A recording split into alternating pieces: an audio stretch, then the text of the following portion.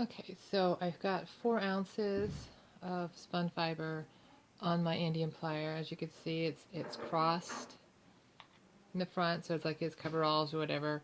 It all goes behind. There's nothing in between here. You don't want to see any yarn coming through here. So when you come up, it comes up, it goes across the body, around the neck, and then back down underneath his arm, and around his waist, back across the body, around the neck, back under the same arm, around the waist. And that just helps me remember as I'm going through this. Okay, so phone call's over with. So Andean Plyer, to use them now that you've got all your 4 ounces on here, and I can get a few more ounces on. As you can see, it's pretty big. You just take this little peg out of the center, it kind of releases it, and you stick your peg back. So now what you're going to be doing is, see if you can see, I hope you can see this.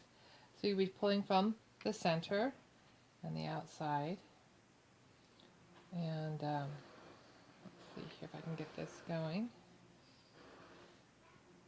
Okay, so I'm going the other direction, I'm plying, and I just kind of hold this. Let's see here.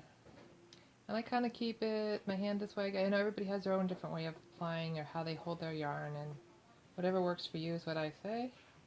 Because I know I don't do things exactly the same way as I don't count, I don't do whatever. And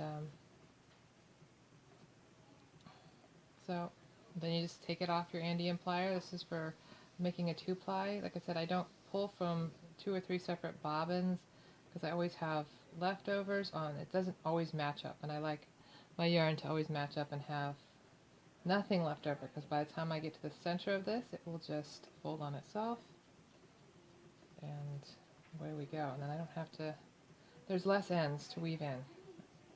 Like one of my daughters told my other daughter a few years ago, nobody likes to weave in ends.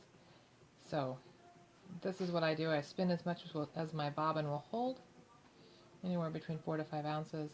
I put it now on my Andean plier, and then I can spin. Now if I need to stop, they do make Andean pliers that have a peg where you can, I guess, stick it in a stand, but I've never been able to sit here and ply a whole skein of yarn, or 4 or 5 ounces.